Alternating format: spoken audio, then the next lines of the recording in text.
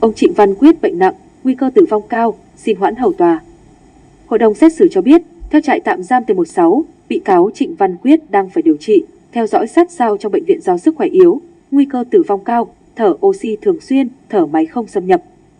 Ngày 25 tháng 3, Tòa án Nhân dân cấp cao tại Hà Nội mở phiên phúc thẩm xét kháng cáo của cựu Chủ tịch Tập đoàn FLC Trịnh Văn Quyết cùng 49 bị cáo trong vụ án thao túng thị trường chứng khoán và lừa đảo chiếm đoạt tài sản xảy ra tại Công ty Cổ phần Tập đoàn FLC và các đơn vị liên quan. Tại phần thủ tục, thư ký phiên tòa cho biết, bị cáo Trịnh Văn Quyết vắng mặt và có đơn xin hoãn phiên tòa. Sau đó, thẩm phán, chủ tọa phiên tòa Võ Hồng Sơn công bố, theo thông báo từ trại tạm giam T16, cựu Chủ tịch FLC Trịnh Văn Quyết đang phải điều trị, theo dõi sát sao trong bệnh viện do sức khỏe yếu, nguy cơ tử vong cao. Bị cáo đang được duy trì phác đồ thuốc nam, lợi tiểu, thuốc chống dị ứng, phải sử dụng khí dung, thở oxy thường xuyên, thở máy không xâm nhập. Vì lý do sức khỏe như trên, căn cứ vào công văn 833 của bệnh viện 19/8, việc đưa bị cáo Trịnh Văn Quyết đến phiên tòa là không đảm bảo cho bị cáo. Trước đó, tại phiên tòa phúc thẩm diễn ra ngày 26 tháng 12 năm 2024, phiên tòa cũng phải hoãn do bị cáo Trịnh Văn Quyết sức khỏe yếu, điều trị lao phổi tại bệnh viện 19/8 Bộ Công an.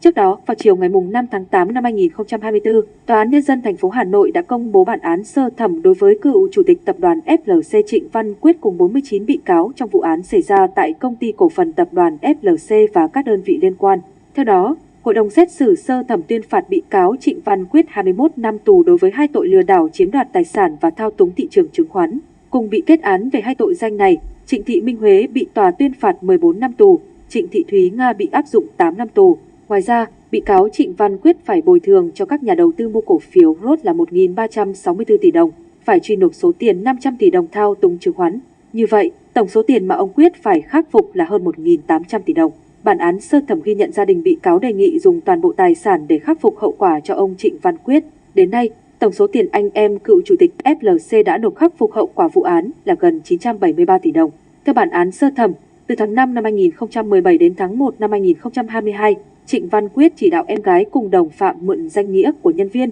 người thân, họ hàng để lập hồ sơ, thủ tục thành lập công ty, mở tài khoản chứng khoán, tài khoản ngân hàng. Các bị cáo sau đó thực hiện chuỗi hành vi thao túng thị trường đối với 5 mã cổ phiếu là AMD, 2, GAP, FLC, AT. Sau khi giá cổ phiếu tăng, Trịnh Văn Quyết chỉ đạo bán cổ phiếu, thu lợi bất chính hơn 723 tỷ đồng. Ngoài ra, từ năm 2014 đến tháng 9 năm 2016, Trịnh Văn Quyết chỉ đạo lãnh đạo, nhân viên công ty Pharos, mã cổ phiếu ROT, các công ty thuộc tập đoàn FLC và người thân, họ hàng đứng tên làm cổ đông góp vốn để thực hiện các thủ đoạn lập và ký khống hồ sơ góp vốn, qua đó nâng khống vốn điều lệ của công ty Pharos từ 1,5 tỷ đồng lên 4.300 tỷ đồng.